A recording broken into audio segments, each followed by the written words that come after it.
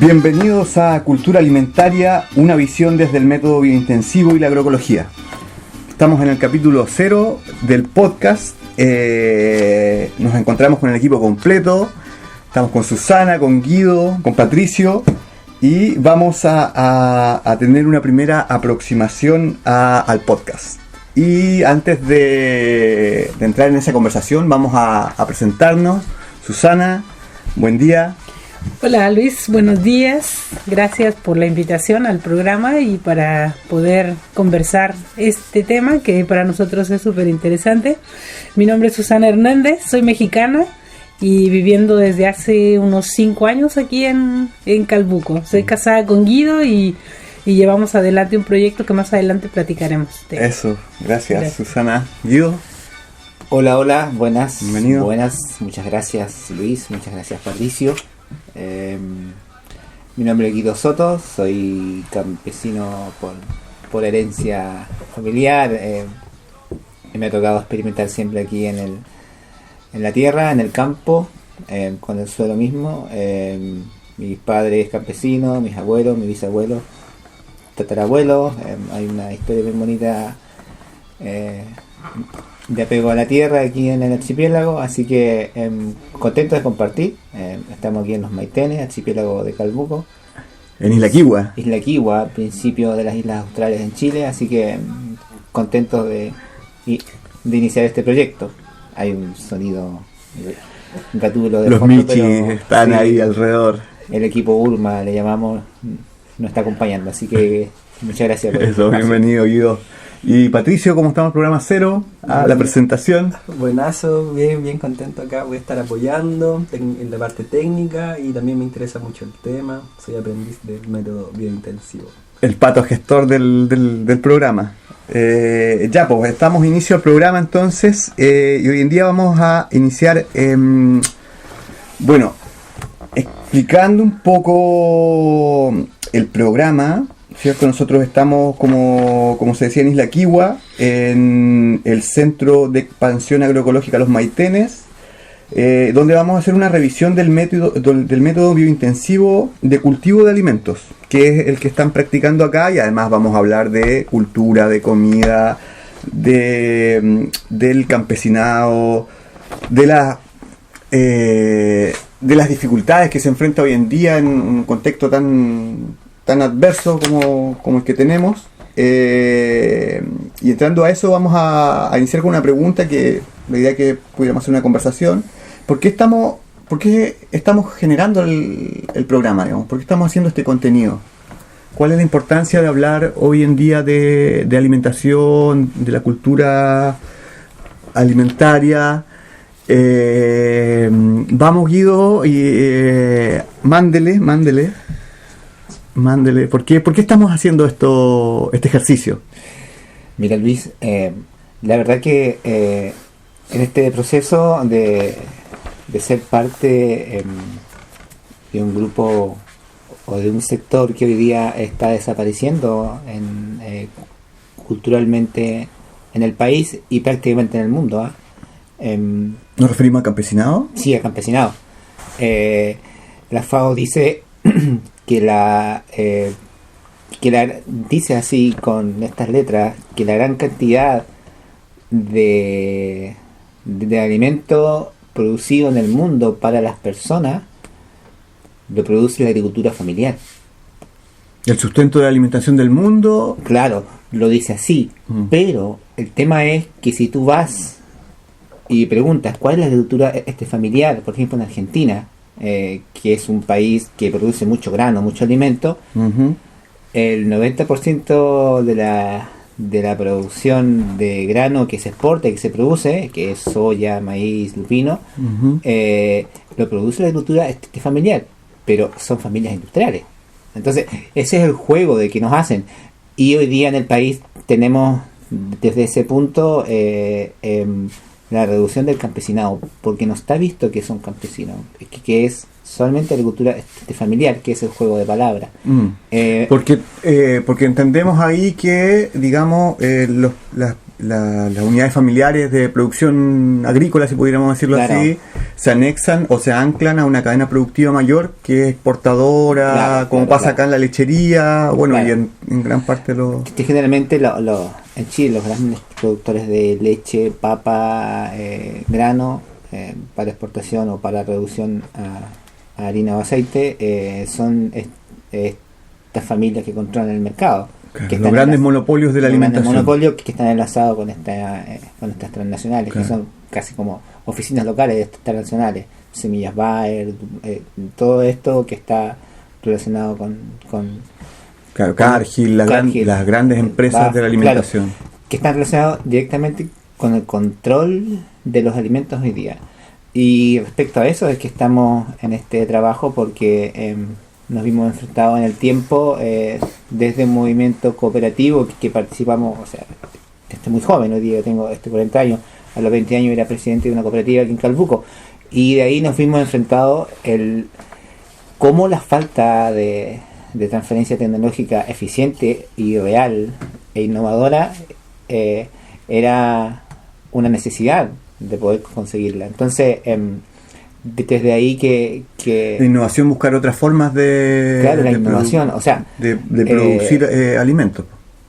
el campesinado que ha desaparecido es ese campesinado Pero- de la Yunta de Bueyes, del arado.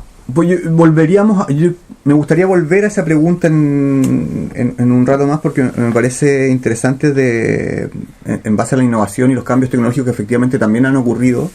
Pero como dado que estábamos en la pregunta del por qué es importante el contenido, y tú hiciste un contexto más o menos de la situación alimentaria en la que vivimos hoy, volví un poco con Susana. ¿Cómo tú lo ves desde fuera, no? Tú llevas 5 años acá, pero tú te ha tocado ver la realidad de otros países de América Central, ¿no? México y Costa Rica, ¿no? Claro, México, Centroamérica y bueno, hay algunos países un poco más de acá del Cono Sur.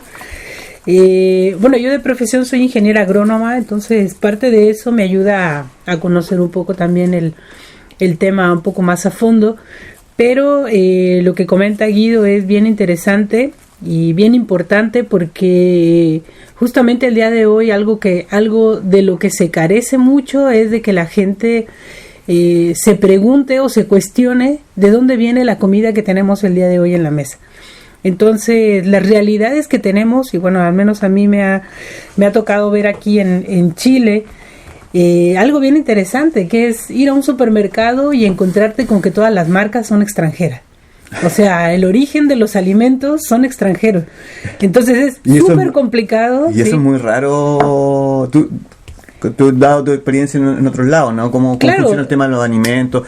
En otros lados, no sé, ¿hay supermercado como hay acá? ¿No hay supermercado? ¿Cuáles son las variantes? Esto mismo que dices tú, que el alimento viene todo afuera. ¿Están así en otros lados? ¿O te encuentras que algo es muy particular de lo que tenemos Claro, acá? mira, a mí me tocó vivir en Nicaragua, estuve ahí algunos años viviendo, y conocer la cultura nicaragüense me deja ver que es uno de los pocos países, también de los pocos países que solventan su alimentación. O sea, en este caso ellos, el 80%, en el tiempo en el que yo estuve, estaban ellos produciendo su propia comida.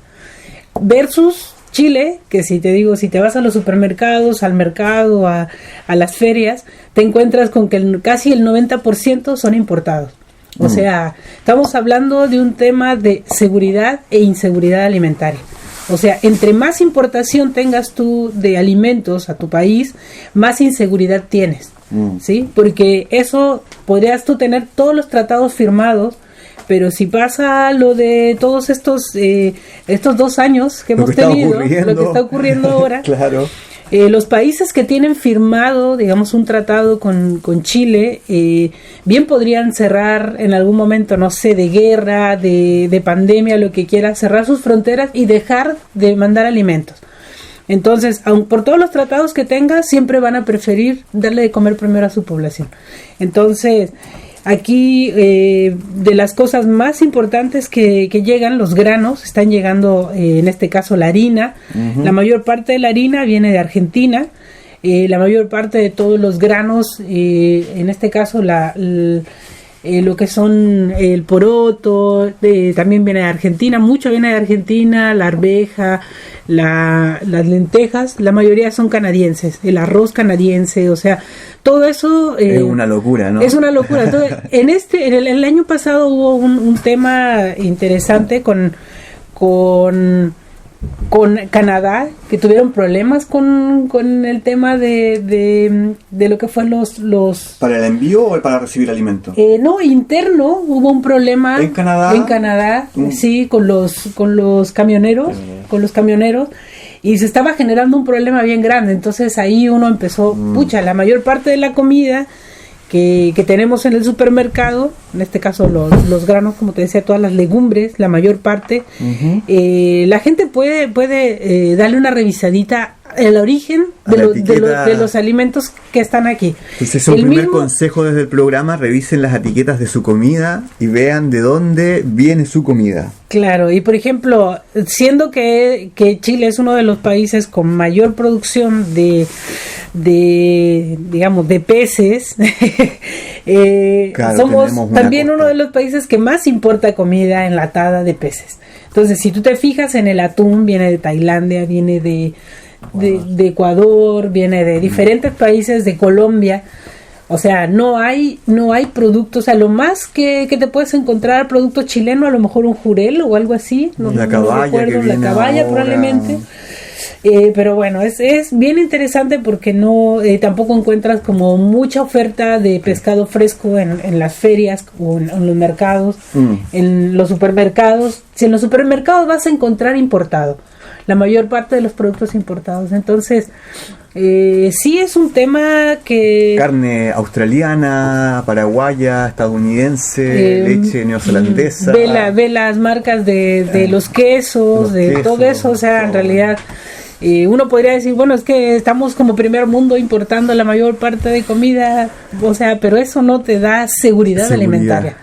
Sí, entonces, principalmente... Esa es una primera urgencia del por qué, digamos, estamos transmitiendo desde acá, desde el Centro Agroecológico Los Maitenes, y llevando a todos quienes quieran escuchar este podcast, digamos, este método de cultivo, el cual vamos a explicar, digamos, a medida que avancemos el programa. Estamos recordando, este es el programa 0, y volvamos un poco enlacemos eso mismo, que es como el contexto y la necesidad de por qué la urgencia del programa, con un poco de historia y cómo, porque ese es el contexto que estamos ahora, ¿no? Las grandes empresas, las grandes corporaciones alimentando el mundo, y los países, las comunidades, los pueblos, dependiendo, digamos, de la generación o de que estas grandes corporaciones de alguna forma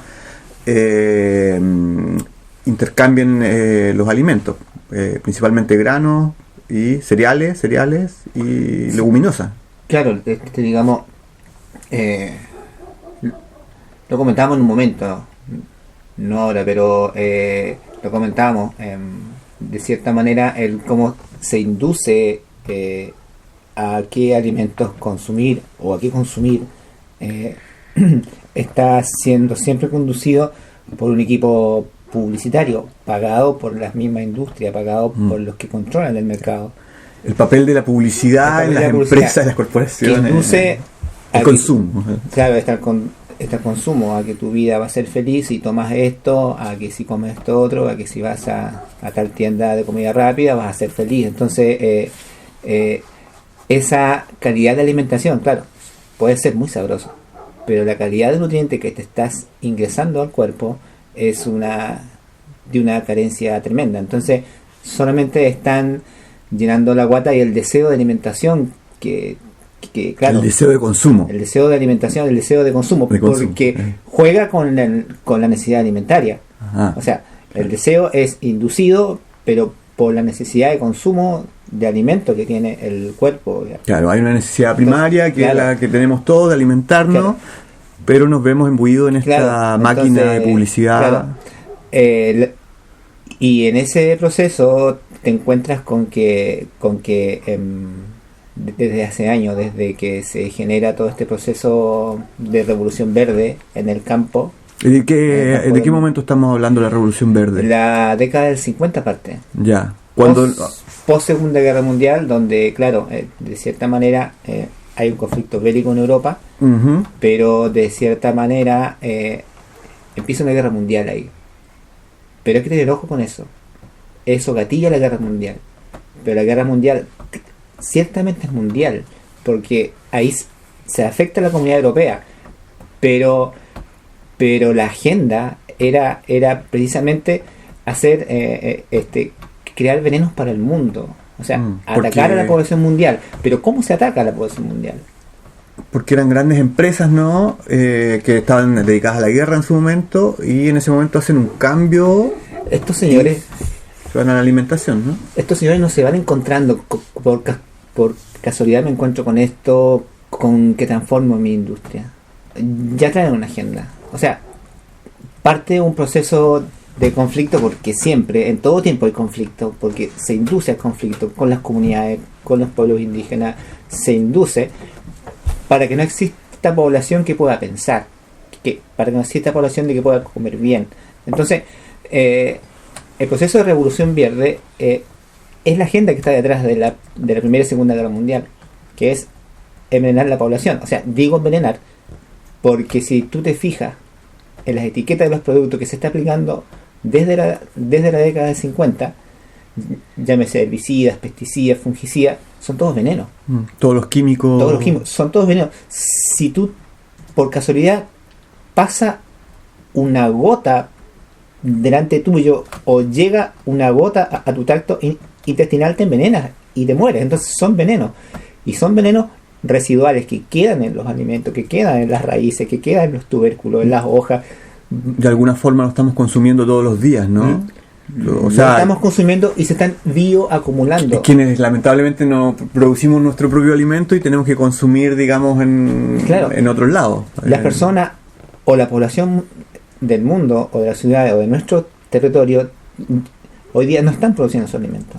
Están expuestos abierta y directamente a este mecanismo de envenenamiento de los alimentos. Todos pueden decir, el sistema te dice, no, si son enuoco, pruébamelo, que son venenos. O sea, se esconden estudios, se esconden este reportaje.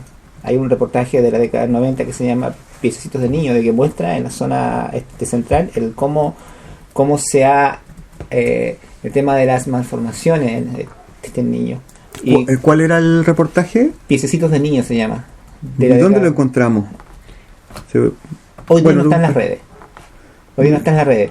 Hay quienes lograron tener ese material. Vamos a buscarlo para ustedes, claro, y se lo vamos a juntar. Entonces, ahí en un link en el podcast. Viendo la preocupación de ese punto, nosotros desde el año 2000 empezamos ya a darle un giro a nuestra actividad aquí de campo, a dejar esa agricultura sistémica que se induce al campesinado, traída aquí la Revolución Verde ya en la década del 70 y 80, cuando partimos con una ley de semillas. Vamos a ver la ley de semillas cuando tratemos en el punto de la producción de semillas del método intensivo. Vamos a hablar del por qué hacemos, porque la normativa chilena es la más dura a nivel mundial. O sea, te encuentras, a todo el mundo le cuentan de que viene un tremendo TPP y que nos va a llevar la semilla, cuando es al revés. Es más dura para quienes producen el alimento, digamos, y quienes consumen, claro, pero más benévola, si pudiéramos decirlo así, para las grandes corporaciones que son... Absolutamente. Entonces lo vamos a ver ese punto, pero hoy día, claro, el por qué hacemos esto, porque nos vemos enfrentados ante una situación en que nuestros alimentos están absolutamente modificados, llámese por la aplicación de sustancias nocivas que se dice que es para el control de plagas, pero cuando tienes un monocultivo, claramente, por pequeño que sea, tu monocultivo se va a enfermar porque generas un desequilibrio en la zona de operación de tu alimento. Entonces, el proceso local de cómo parte la idea es porque te ves enfrentado a una carencia de transferencia tecnológica. O sea, para el campesinado es la yunta de bueyes desde que tiene memoria hasta de aquí en adelante. O la Eso es la integración de tecnología tradicional.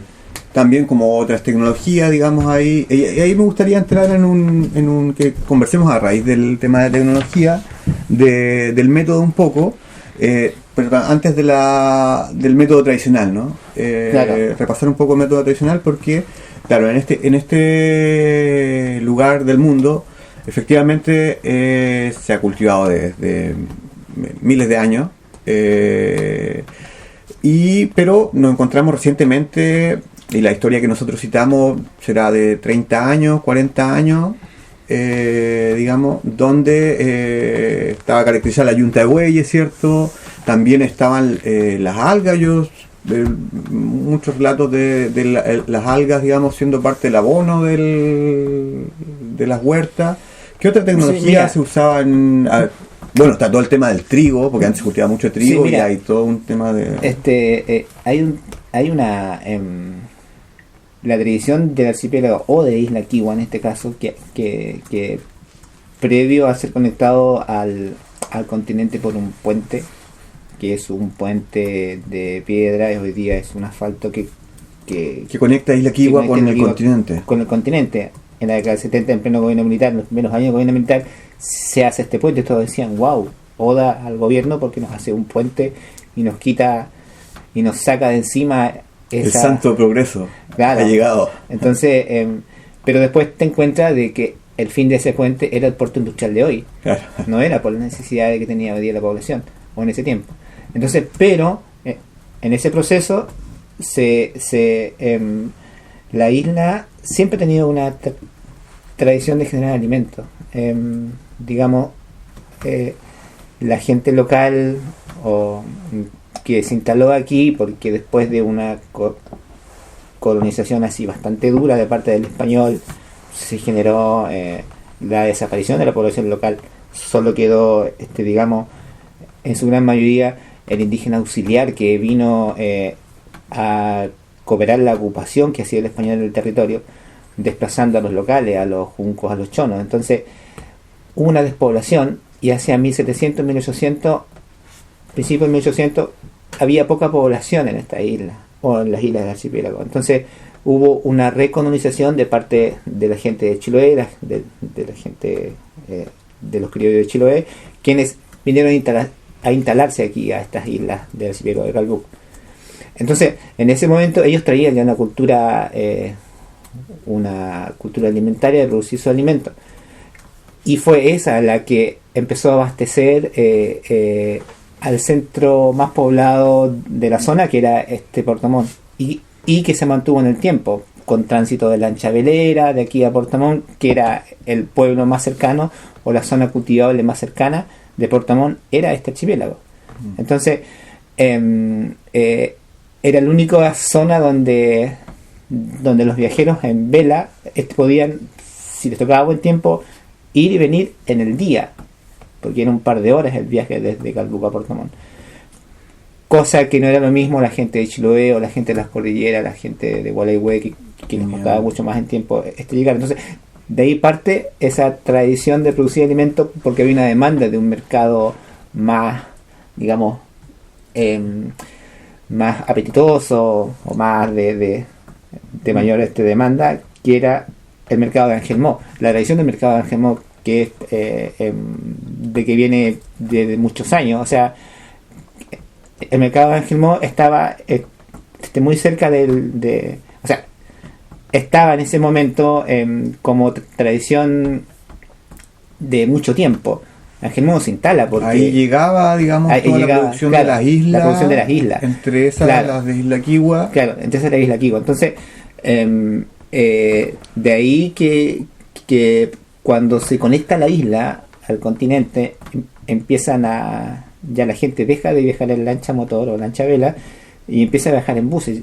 Llegaron los buses, estos buses antiguos, claro, para nosotros, pero para ese tiempo llegaba la modernidad. O sea, había... Bueno, y ahí nos cuenta, bueno, por ejemplo, que no era solamente un bus, sino que eran varios buses al día que iban cargados totalmente de alimentos, de sacos de papa. Por ejemplo, dice el Guido que bueno, tú lo comentas, sí, pero que se hacían hasta filas así en el pasillo de nosotros, por sacos. ejemplo, claro, desde el último tiempo, en los años 80, o sea, estuvimos en el medio de como ese auge de producción de alimentos, porque salían diariamente 2 buses de 40 pasajeros desde aquí, desde el corazón de la isla, para el mercado Presidente Ibáñez en ese momento, porque ya se había cambiado, pero antes de mi experiencia, era el mercado estaba hoy día en lo que es el terminal de buses de Puerto Montt. Ahí estaba el mercado. Ahí está Ángel Mo. No, ahí estaba el mercado de Puerto Montt. Del mercado Puerto Montt. La Feria Libre de Puerto Montt estaba ahí. Ya. Sí. Que ahora está arriba en Presidente Ibáñez. Presidente Ibáñez, que se trasladó en esa feria, en realidad. Que se trasladó, o sea, la Feria Libre de Puerto Montt estaba en su primer instante desde Ángel Mo, o sea, parte de Ángel Mo. De ahí se genera, porque este Ángel Mo se queda chico, entonces hacen otra feria en lo que es el terminal de buses hoy. Después se va hacia lo que en la década del 80 se va hacia donde está Sodimon hoy día en Puerto Montt. Ya, arriba. La parte entonces, alta de Puerto Montt. Claro, de ahí a principios del 2000 se cambia a lo que es hoy día, porque Sodimac llega y compra al municipio esos terrenos fiscales que eran... Claro. Pero ahí se muda al lado porque está... claro, ahí se muda al lado. Entonces...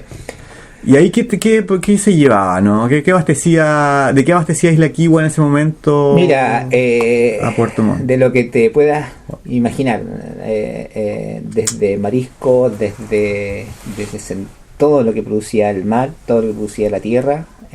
Hartos productos de marca, marisco, pescado. Fue en esa década de los 80, recién se estaba estableciendo la industria, que es un tema, digamos. La industria acuícola. Que es la industria acuícola. Pero en sí...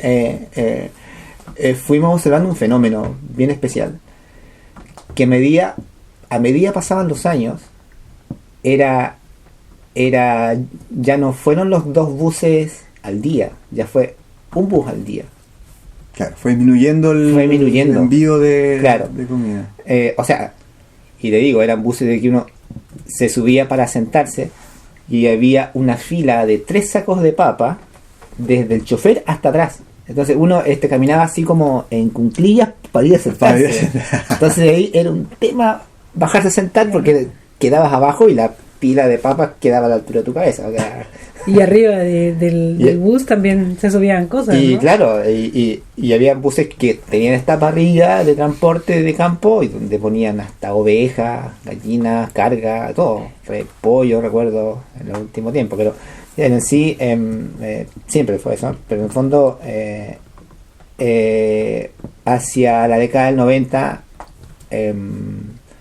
principios del 90 ya era un solo bus, a fines de los 90 era un solo bus, o sea, era un solo bus, claro, pero solo los sábados. Ya se redujo. A finales de los 90. A finales de los 90. ¿Y hoy en día? Y hoy día, hasta los 90, ya no hay bus. Hoy día ya no hay bus.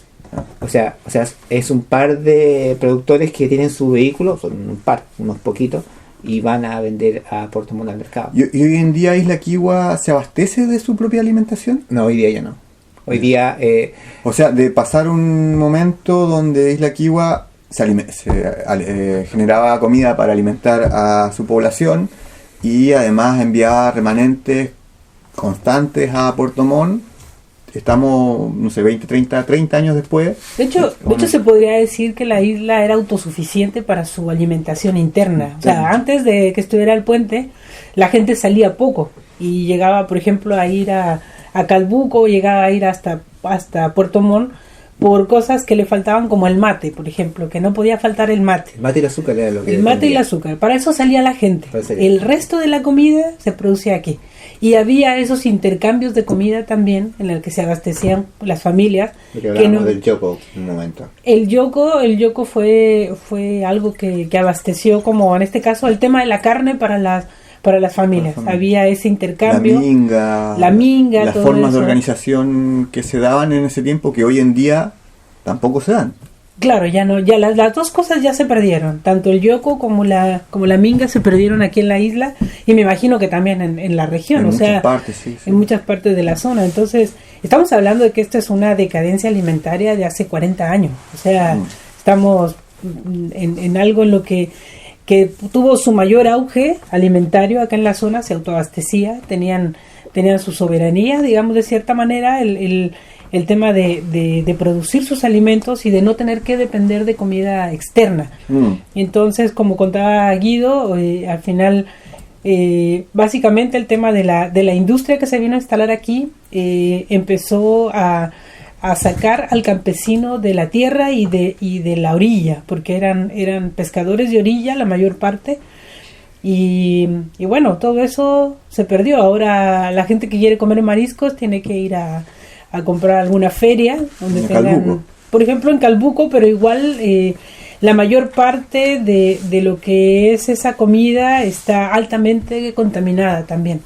O sea, por ejemplo, tú comentabas hace un momento el tema de las algas. Se usaba el alga para producir alimentos, se usaba como fertilizante. Al día de hoy la mayor parte de esa alga ha desaparecido. Y si está altamente contaminada con antibiótico, pesticida, agroquímico, que genera la industria salmonera. Porque los pesticidas, los fungicidas y todos los SIDA no solamente se están tirando a la tierra, sino que además acá en el territorio se están tirando al mar. Se está tirando al mar con incluso el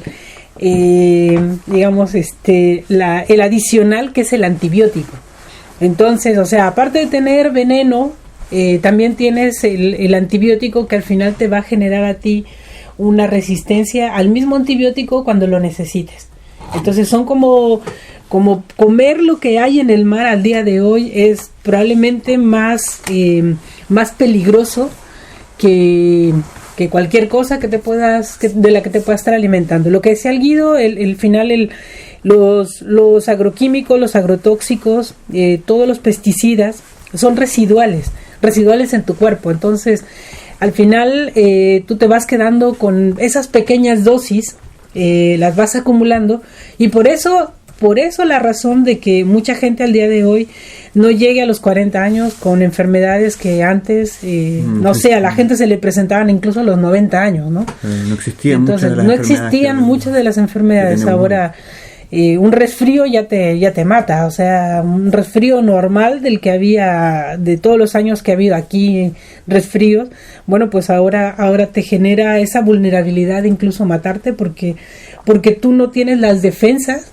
como para poder tener esa resistencia ante pues digamos ante los virus que toda la vida han notado, toda la vida. Entonces, claro, que es algo constante, que están antes que nosotros, claro, y que van a seguir estando. Entonces, al final, la poca resistencia que tiene tu cuerpo, que tiene por la falta de alimentación sana y nutritiva, o sea, lógicamente que vas a tener ahí un ataque cardíaco o lo que tú quieras, claro, ¿no? Entonces, ese tipo de cosas tienen mucho que ver con lo que estás ingiriendo el día de hoy. Y esa es también, fundamento, la razón, digamos, porque el Centro de Expansión Agroecológica Carlos Maitene está también abierto a la comunidad. Hay gente que viene acá a hacer cursos, ¿cierto? Ustedes han hecho charlas a otras actividades, ha venido gente a hacer otras actividades, otros encuentros. Imagino en estos cuantos años habrán pasado cientos de personas, quizás miles de personas, quién sabe, no sé cuánta gente habrá pasado por acá. Y han llevado adelante esta de alguna forma resistencia a este contexto que comentábamos, y hoy en día Los Maitenes efectivamente produce, se abastece, se autoabastece. Sí, mira, un poco nosotros como iniciativa ya en un grupo de personas, o sea, pares que pensamos de una manera bien especial en el fondo, o sea, digo especial porque en su momento busqué una iniciativa muy parecida, entonces de ahí se empieza a moldear el cómo debiese ser el compartir información. Como te decía antes, cuando fui en su momento dirigente de una cooperativa aquí en Calbuco, hice un recorrido de ahí como dirigente de productor orgánico. Hasta poquito tiempo, en el año 2004-2005, fui fundador de una red de productores orgánicos aquí en la región de los lagos. Y también hicimos una búsqueda de información en dónde estaban los focos de aprendizaje o transferencia tecnológico y todo. Y fue muy complejo encontrar. Y si había, era caro. O sea, uno podía encontrar de cierta manera, así la estrategia de buscar y poder pagar. Pero para el mundo campesino, esos talleres, esos cursos eran inaccesibles. Entonces, de cierta manera, se elitiza la producción orgánica de alimentos y de cierta manera se vende como oportunidad de negocio. Entonces, con el tiempo te das cuenta de que existe un sistema que está operando y que juega con ese proceso. O sea, vamos en un proceso donde nos cuestionamos a la industria, a los que están en el control, pero te das cuenta que el sistema está operando en las personas. Ese modelo opera en las personas.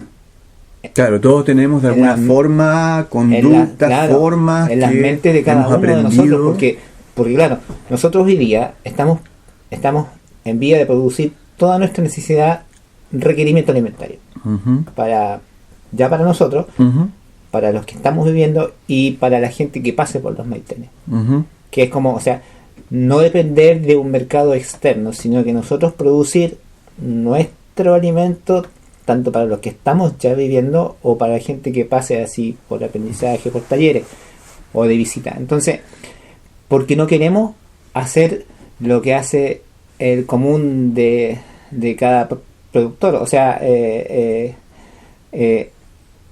o esperar lo que el consumidor quiere, que alguien le produzca el alimento. O sea, aquí lo que hacemos es te enseñamos a producir tu alimento. Esa es como la lógica de nuestras acciones. O sea, no queremos hacernos responsables de que tú seas dependiente de nuestro quehacer. Queremos que tú seas responsable de tu quehacer alimentario. Entonces, como decimos, estamos produciendo nuestro alimento en vías de ser autosustentables, pero no vamos a aumentar la producción para ir a vender, porque nuestra lógica es enseñarte a producir tu alimento y autosustentarse. Claro. Espacio a las personas que viven acá, las que visitan este lugar. ¿Y Así tú cómo ves eso, Su?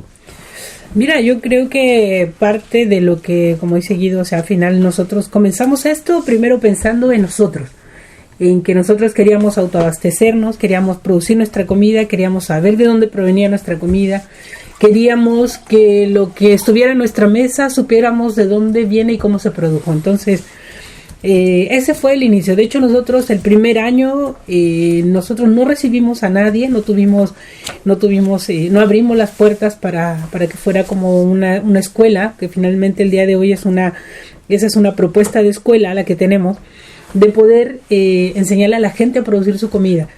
Comenzamos con nosotros y básicamente autoabastecimos la mayor parte de nuestros alimentos, la mayor parte. No te voy a decir que todos, porque en ese momento no tenemos como toda la tecnología como para transformar nuestras semillas en aceite, por ejemplo. Tenemos las semillas, pero no tenemos, por ejemplo, la maquinaria para poderla transformar, que sería como de las cosas que probablemente uno tiene que salir a autoabastecerse. La sal, por ejemplo, son cosas de las que no te puedes autoabastecer. El azúcar, en realidad, como también es otra de las cosas que uno consume mucho, nosotros reducimos al máximo la ingesta de azúcar. Al día de hoy podemos darnos el lujo de poder comprar un azúcar que es orgánica y que nos ayuda y que nos puede durar 1 kilo un mes, por ejemplo. O sea, para nuestro consumo personal. Exacto. Entonces, cosas así en las que nosotros hemos ido reduciendo un montón de cosas para buscando un equilibrio de poder alimentarse, digamos. Claro, totalmente. Entonces, una de las cosas principales que tenemos aquí es que en el fondo es tener una soberanía alimentaria, ¿no? Esa es nuestra meta, llegar a la soberanía alimentaria interna. Y lo que decía Guido, a lo mejor el día de hoy, por tener abiertas las puertas a la gente que viene a prepararse con nosotros, bueno, eso nos genera también que tenemos que producir comida para esa gente que viene también. Entonces, no tener que depender de tener que ir a comprar una harina allá afuera, sino producirla nosotros mismos. Tenemos la posibilidad de tener molino en el que hacemos nuestra harina de centeno. Consumimos solo harina de centeno porque para mucha gente que no lo sabe, la harina blanca, la harina que se usa para la panadería que compras todos los días, está refinada, pero aparte tiene un ingrediente que es detergente. Es el segundo ingrediente que aparece en la lista de la etiqueta de la harina. Entonces, estar consumiendo harina blanca también es estar consumiendo detergente. Entonces, ese es como un dato. Hay muchos datos en realidad que tenemos que iremos entregando información a medida que pasen los programas, pero es un muy buen dato, eso no. Claro, no entonces nosotros dejamos de consumir harina blanca y por eso que están procesando centeno, están cultivando centeno, claro, centeno, muelen centeno. Exactamente. Al día de hoy, por la cantidad de personas que pasan por aquí, no podemos, no tenemos la cantidad de grano para poder hacer la harina de todo el año para los que vienen y los que estamos. Sí tenemos para nosotros, nos alcanza para nosotros. Este año ya, por ejemplo, proyectamos la cantidad de harina que necesitamos para lo que ocupamos para el que viene y para nosotros también. Entonces, esa proyección ya nos aumenta también el número de espacio para cultivar solamente el grano, que es como lo que más se ocuparía aquí. Eso. Y bueno, estamos cerrando el programa, ¿cierto? Este es el programa 0. Cultura alimentaria, una visión desde el método biointensivo y la agroecología. Estamos con Susana Hernández y Guido Soto, y en los controles Patricio Urtubia. Y para cerrar el programa, algunas palabras de cierre. Ya hablaremos del método en el próximo programa y desarrollaremos, son 9 capítulos, así que tenemos tiempo, digamos, pero ahora unas últimas para explicando, invitando a los maitenes quizás, diciendo redes sociales, dónde podemos contactar con la experiencia, Instagram, Facebook, WhatsApp, y extendiendo la invitación, pues. Claro, esta es una invitación para todo tipo de personas. En realidad aquí no tenemos como ningún tema de, por ejemplo, personas que son campesinos, personas que vienen de la ciudad y que se están instalando acá en el sur y que quieren empezar a producir sus alimentos, que no saben absolutamente nada del campo. También para los académicos, para los profesores de los colegios, para los niños que necesitan llevar esto a práctica también, que es importante. La invitación es para todos, o sea, tenemos aquí también para el que sabe y que no sabe, para el que sabe, para el que no sabe puede venir aquí. Finalmente yo sé que van a encontrar cosas nuevas, novedosas y bueno, tenemos incluso jóvenes de algunas universidades que vienen a hacer sus prácticas con nosotros, así que igual tenemos siempre un grupo de personas aquí. Así que siempre estamos compartiendo este proceso, este método y también nuestra forma de vida, porque finalmente no solamente es la producción de alimentos, sino también cómo transformamos nuestra comida, ¿no? Y cómo convivimos entre nosotros también. La convivencia interna es importante también para este proceso. Para ese proceso. Y ustedes tienen talleres las primeras semanas de cada mes, ¿no? Sí, nosotros generamos, antes lo teníamos abierto, digamos como cuando las personas pudieran tener tiempo y quisieran venir, pero después, bueno, se nos hizo un poco más pesado porque a veces cada semana teníamos 1, 2 o 3 personas, entonces siempre es como más, avanzas poco también en tus tareas, entonces decidimos dejarlo una vez al mes. El taller dura 5 días, son 5 días de entrenamiento, en realidad nosotros le llamamos de entrenamiento en el método, porque vienes a entrenar, vienes a practicar, vienes a aprender desde usar la pala hasta sembrar las semillas, a cosecharlas, transformarlas, todo. O sea, en realidad en esos 5 días quedan cortos, sí, porque hay mucha información, pero se puede volver y se puede hacer después una experiencia más larga también. O sea, tenemos esa modalidad de que sea solamente una semana y después, si quieren, pueden hacer la modalidad de un año también de estar aquí con nosotros. Nos van a encontrar en las redes sociales, en el Facebook como Centro de Expansión Agroecológica Los Maitenes. Centro de Expansión Agroecológica Los Maitenes. Y en Instagram estamos como sea.losmaitenes. En Instagram sea.losmaitenes. Así que ahí... Y con está esa la información nos vamos despidiendo de este primer programa 0, Cultura Alimentaria, acá en Isla Quihue. Gracias. Bueno, Muchas hasta gracias. luego. Nos vemos en el Hasta próximo luego. programa.